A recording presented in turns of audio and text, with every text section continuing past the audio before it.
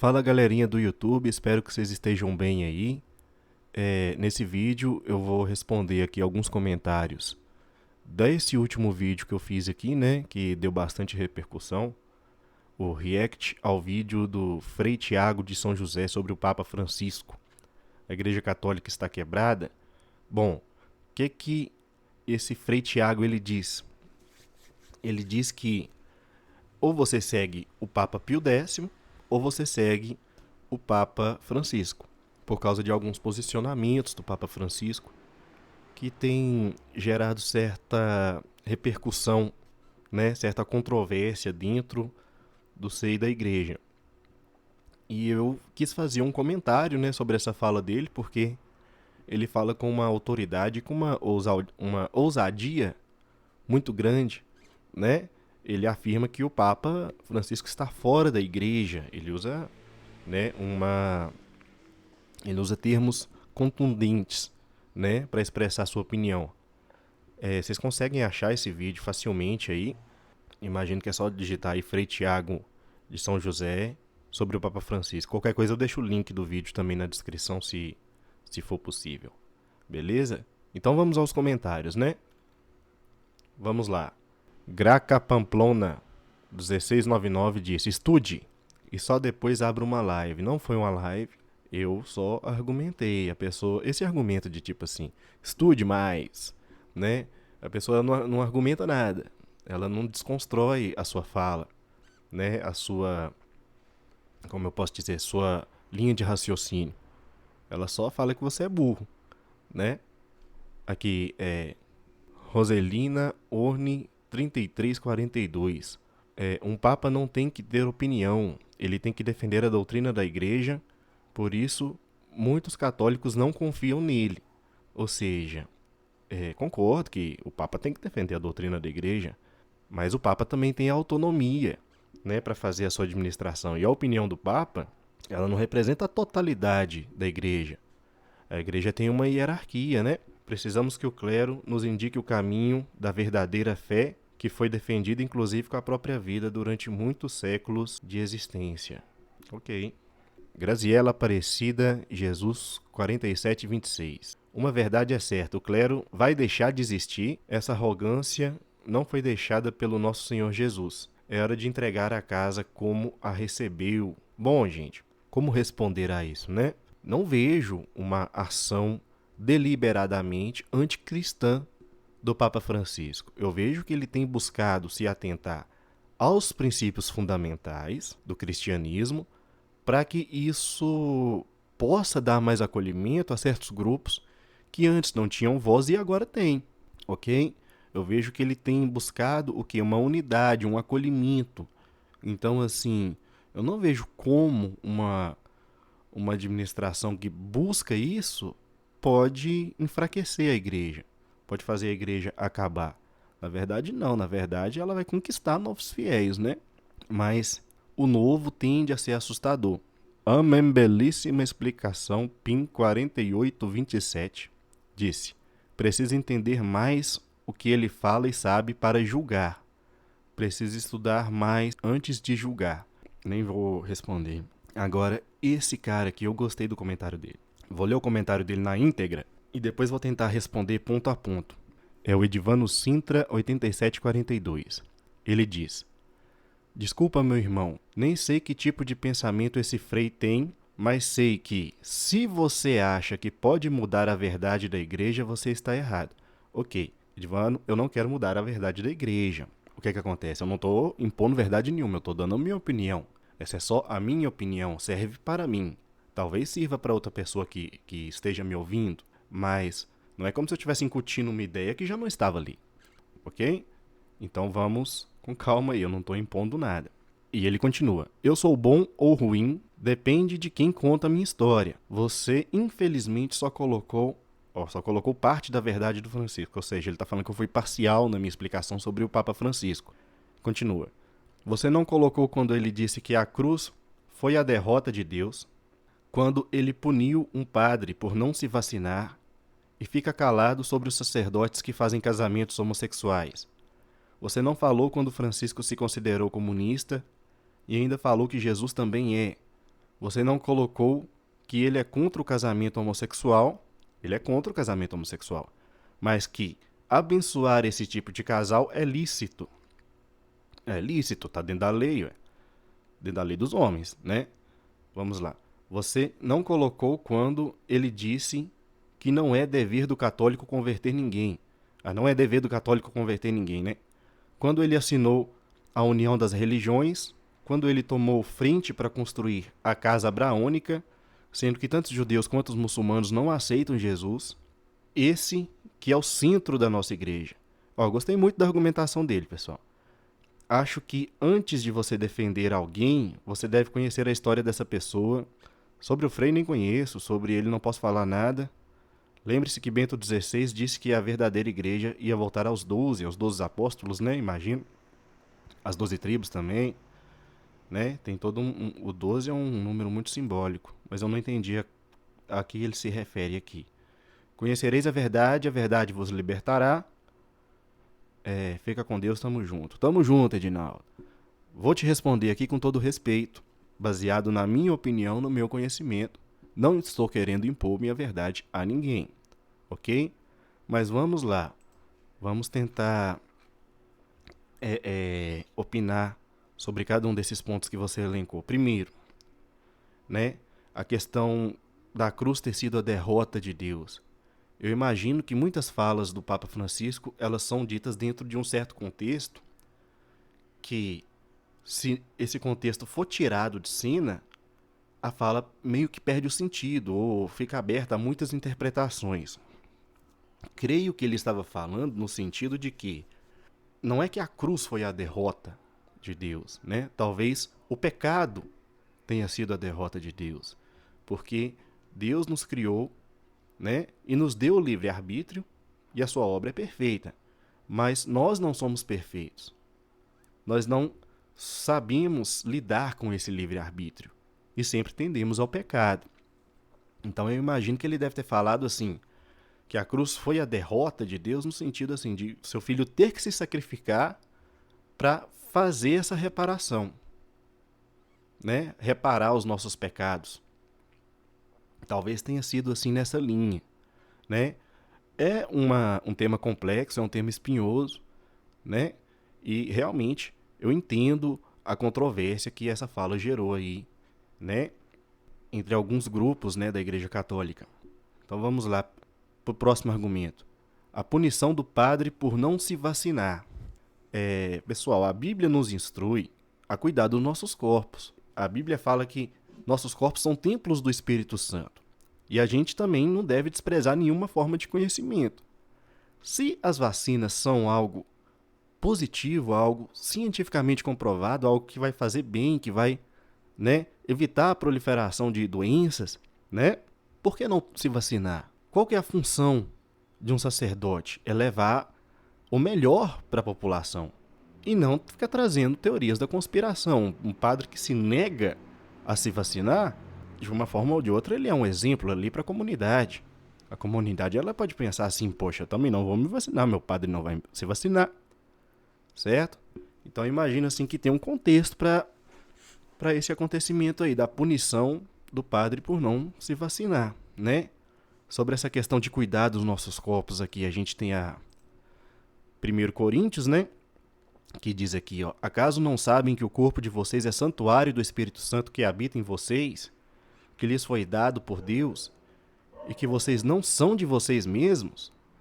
Né? Não é uma escolha você falar assim, no meu corpo não vai entrar essa vacina, né? Uma vez que você não se vacinando, você está colocando em risco não só a você, mas as pessoas que te cercam, né? Você vai virar um roteador de doença ali, né? Por causa de uma opinião que não tem embasamento científico. Vocês foram comprados por alto preço. Portanto, glorifiquem a Deus com o seu próprio corpo. Ok? Voltando aqui, né? O segundo ponto que ele defendeu foi dos casamentos homossexuais e as bênçãos, né? A esse tipo de união. Bom, não dá para discordar muito dele. A Bíblia tem ensinamentos claros, né, sobre o casamento como uma união entre homem e uma mulher. Né? Tem duas passagens aqui que eu separei para a gente fazer essa análise. Né? Aqui, ó. Por essa razão, o homem deixará pai e mãe, se unirá à mulher, e eles se tornarão uma só carne, né? E também tem a passagem de Marcos aqui, ó. Mas no princípio da criação de Deus os fez homem e mulher.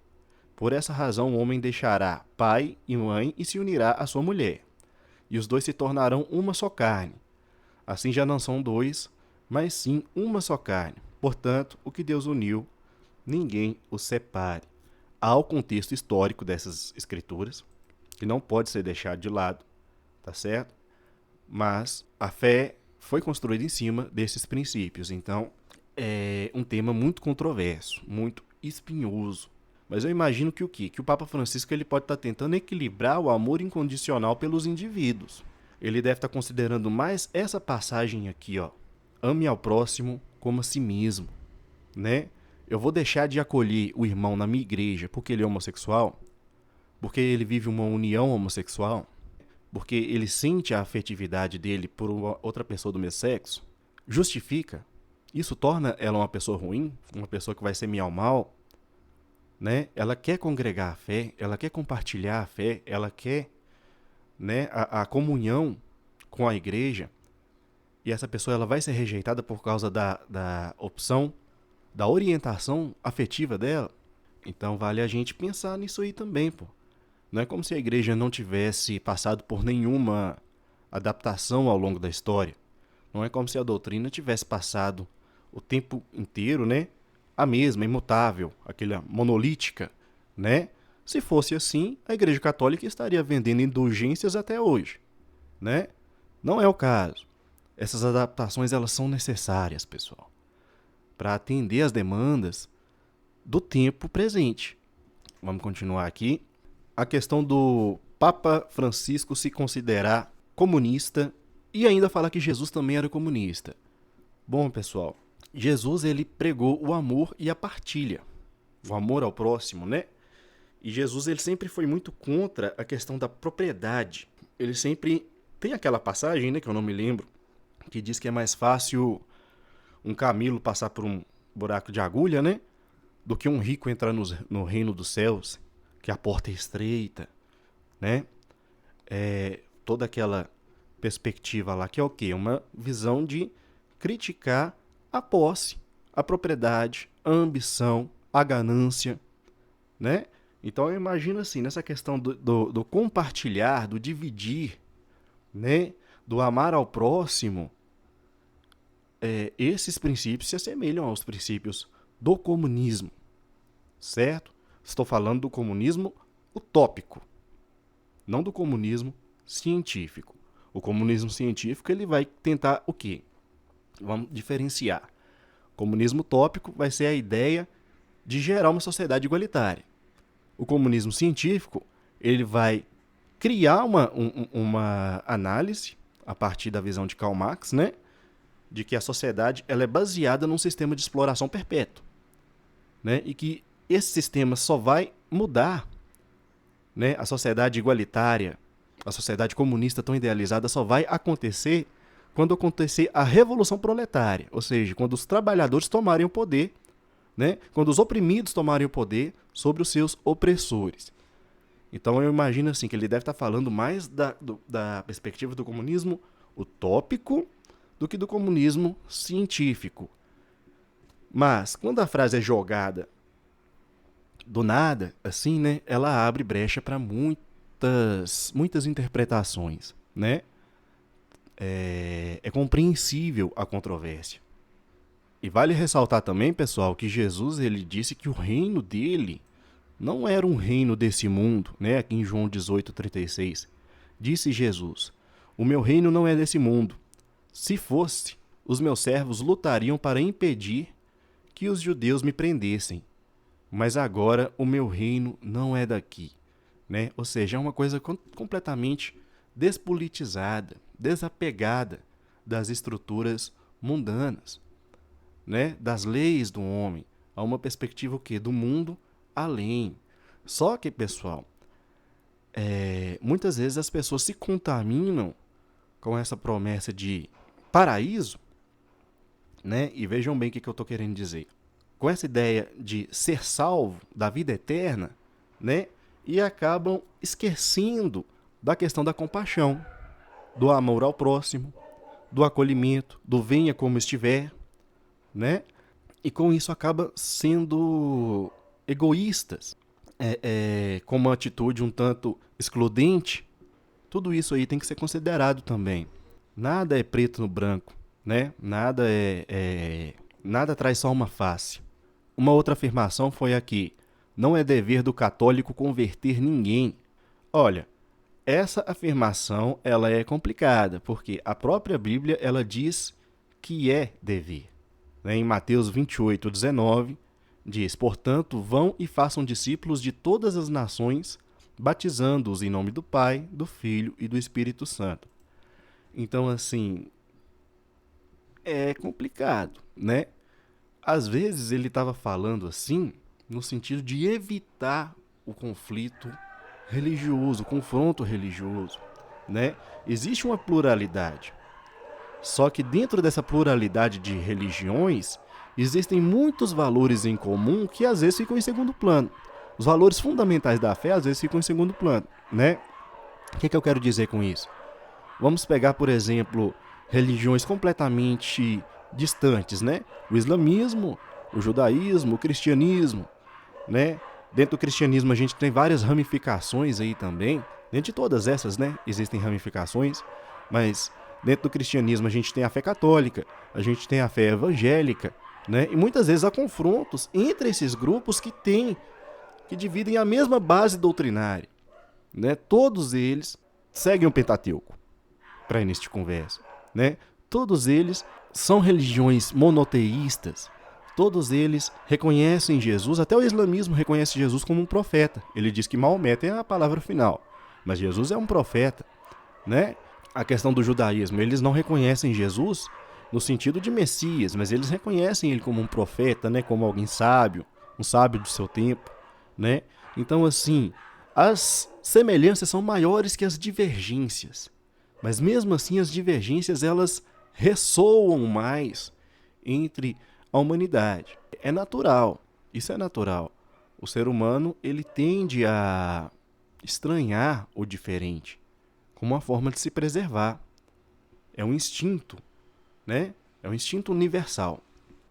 Mas não podemos esquecer que um dos princípios mais ressaltados por Jesus é a compaixão, é o acolhimento, é a aceitação do próximo. Um outro ponto que ele trouxe foi a assinatura da união das religiões. Talvez esteja se referindo a essa passagem aqui, né? Vaticano, religiões unidas pelo planeta, mudar o rumo para ter futuro. Olha, pessoal, a fé católica ela é uma de várias fés, uma de diversas religiões, né? A gente não pode ficar bitolado nessa visão de que nós somos os únicos, né? E que só é bom quem é católico. Acredito que a visão dessa união entre as religiões era trazer uma unidade no sentido de promover as mudanças que são necessárias no nosso tempo. Tem um outro trecho aqui, uma outra reportagem. Papa Francisco e líderes religiosos assinam acordo contra a escravidão. Né? Mais uma vez, uma união aí de diversas religiões em prol de um bem comum. Né? Eu não vejo aonde que está o ponto negativo nisso aí. Né? Se não for essa união aqui que você está se referindo, por favor, deixa no comentário desse vídeo aí que a gente pode continuar debatendo. E lembrando mais uma vez, né, do trecho de Mateus 22:39, que diz: e o segundo é semelhante a ele, ame a seu próximo como a si mesmo, né? O segundo mandamento. O primeiro é amar a Deus sobre todas as coisas, e o segundo mandamento é amar o próximo como a si mesmo, né? As pessoas se esquecem do segundo mandamento, elas se lembram só do primeiro, né? Estou amando a Deus sobre todas as coisas, estou salvo e é isso aí, que se dane o resto. Quando na verdade nada se faz sem a compaixão, sem a aceitação, né? Houve também uma fala sobre a igreja voltar a ser 12, que eu não entendi bem do que se tratava, né? Jesus escolheu 12 apóstolos, né? Existem as 12 tribos de Israel, então o 12 é um número muito simbólico, né? Mas eu não esse ponto aí eu não vou conseguir argumentar. Vai voltar a ser 12 o quê? Essa profecia eu não vou comentar porque não entendi mesmo. Vamos lá. E ele termina o comentário com aquela famosa frase, né? Aquela célebre frase que foi deturpada aí nos últimos anos, né? Tentaram deturpá-la, mas a verdade sempre prevalece, que é a verdade, conhecereis a verdade vos libertará. Eu agradeço ao comentário do Edvan, né? Essas são as minhas opiniões, eu não estou querendo impor nada a ninguém, mas eu espero contribuir com o debate, contribuir com a troca de ideias, né? De forma positiva e respeitosa.